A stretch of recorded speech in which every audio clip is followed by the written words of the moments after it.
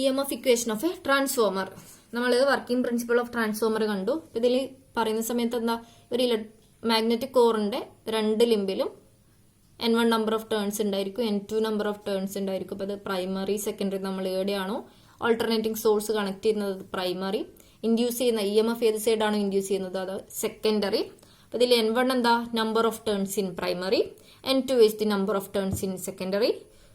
ഇതിൽ നമ്മൾ ഒരു ഓൾട്ടർനേറ്റീവ് സോഴ്സ് കണക്ട് ചെയ്യുന്ന സമയത്ത് ആൾട്ടർനേറ്റീവ് ഫ്ലക്സ് പ്രൊഡ്യൂസ് ചെയ്യുന്നുണ്ട് എന്ന് പറഞ്ഞു അല്ലേ. അപ്പോൾ ഫ്ലക്സ് എങ്ങനെയായിരിക്കും, ഈ ഒരു സൈൻ വേവ് പോലെ ആയിരിക്കുമല്ലോ. അതിൽ ഈ ഫ്ലക്സിന്റെ മാക്സിമം ആണെന്ത്, φm. φm is the maximum flux in weber. φm is equal to bm into A. ഇതിൽ bm എന്ന് വെച്ചാൽ എന്താ, maximum flux density in tesla. A is the area of cross section in meter square and F is the frequency of AC in hertz. നമ്മൾ connect ചെയ്യുന്ന alternative സോഴ്സിന്റെ ഫ്രീക്വൻസിയാണ് F.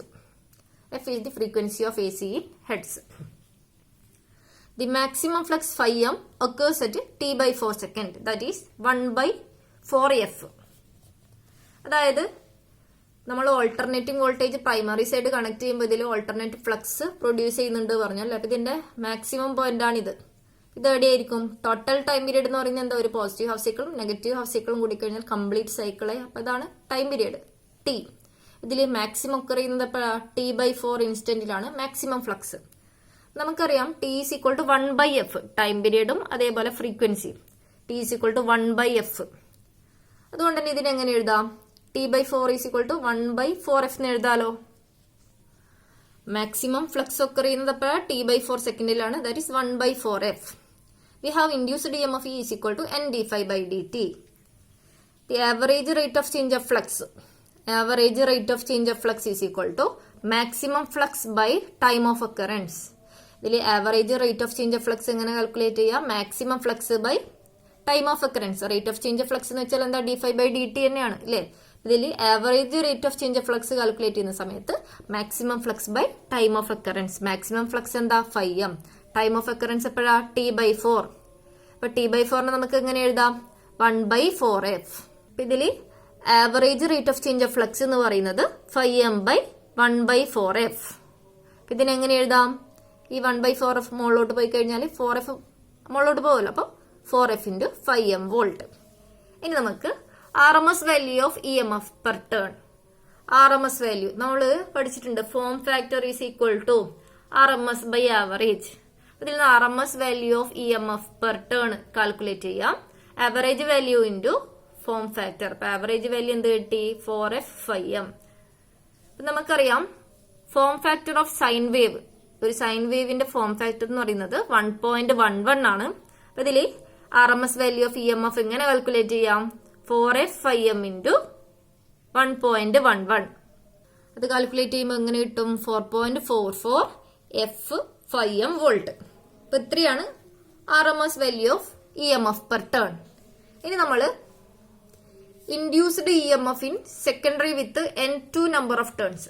നമ്മൾ induced EMF secondary side induced EMF calculate ചെയ്യാം. Secondary side എത്രയാ, number of turns എന്ന് പറയുന്നത് N2 ആണ്. അപ്പോൾ ഈ secondary side induced EMF E2 എന്നുള്ള ഇലക്ട്രോൺ ഡിനോട്ട് ചെയ്ത് കഴിഞ്ഞാൽ E2 is equal to 4.44f φm into എന്ത് ചെയ്യേണ്ടി വരും, N2 number of turns multiply ചെയ്യേണ്ടി വരും. അപ്പൊ induced EMF in secondary with N2 number of turns എന്ത് കിട്ടി, 4.44f φm N2 വോൾട്ട്. അതേപോലെ φm എന്താ നമ്മൾ കണ്ടു, bm ഇൻറ്റു എ ആണ് അല്ലേ. അപ്പൊ നമ്മള് ഇൻഡ്യൂസ്ഡ് EMF ഇൻ സെക്കൻഡറി എന്താ, E2 is equal to 4.44 φm f N2 ആണെന്ന് കണ്ടു. അപ്പൊ ഇതിൽ φmന്റെ സ്ഥലത്ത് എന്ത് കൊടുത്തു, bm ഇൻറ്റു എ സബ്സ്റ്റിറ്റ്യൂട്ട് ചെയ്യാം.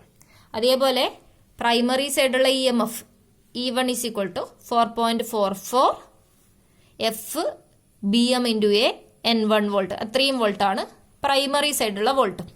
നമുക്ക് ഇതിന്റെ രണ്ടിന്റെയും റേഷ്യോ എടുക്കാം, സെക്കൻഡറി സൈഡുള്ള വോൾട്ടേജ് ബൈ പ്രൈമറി സൈഡുള്ള voltage.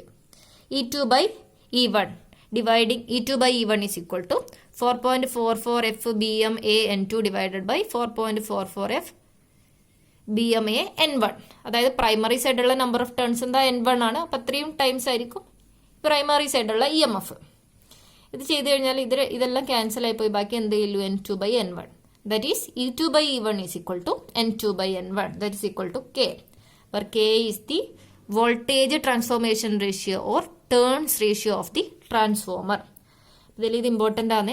E2 by E1 is equal to N2 by N1. അപ്പോൾ ഇതിൽ നമ്മൾ പ്രൈമറി സൈഡിലുള്ള നമ്പർ ഓഫ് ടേൺസും സെക്കൻഡറി സൈഡിലുള്ള നമ്പർ ഓഫ് ടേൺസും അതേപോലെ പ്രൈമറി സൈഡിലുള്ള വോൾട്ടേജും തന്നു കഴിഞ്ഞാൽ ഈ ഒരു ഇക്വേഷൻ വെച്ച് സെക്കൻഡറി സൈഡിലുള്ള ഇൻഡ്യൂസ്ഡ് EMF കാൽക്കുലേറ്റ് ചെയ്യാം.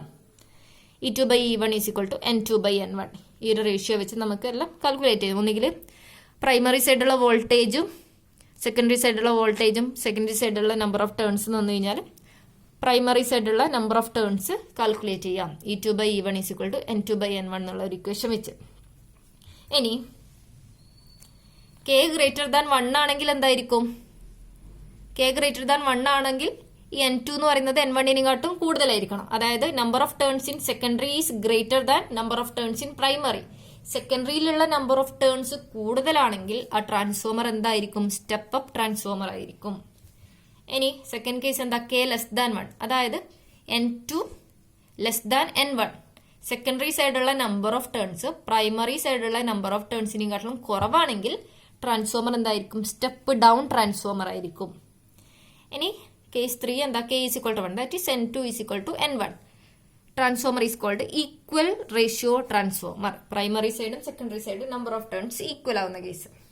ഇതിൽ N2 ഗ്രേറ്റർ ദാൻ N1 എന്ന് വെച്ചാൽ എന്തായിരിക്കും? സെക്കൻഡറി സൈഡുള്ള നമ്പർ ഓഫ് ടേൺസ് കൂടുതലായിരിക്കും പ്രൈമറി സൈഡുള്ളതിനും കാട്ടിലും. അതായത് സെക്കൻഡറി സൈഡിലുള്ള വോൾട്ടേജും കൂടുതലായിരിക്കും. സ്റ്റെപ്പ് അപ്പ് ട്രാൻസ്ഫോമർ എന്ന് വെച്ചാൽ എന്താ ചെയ്യുന്നത്? വോൾട്ടേജിനെ സ്റ്റെപ്പ് അപ്പ് ചെയ്യും, ഇൻക്രീസ് ചെയ്യിക്കാനാണ് step up transformer. Step down ട്രാൻസ്ഫോമറിൽ എന്താ? Number of turns in the secondary primary സൈഡിലുള്ളതിനെക്കാട്ടിലും കുറവായിരിക്കും.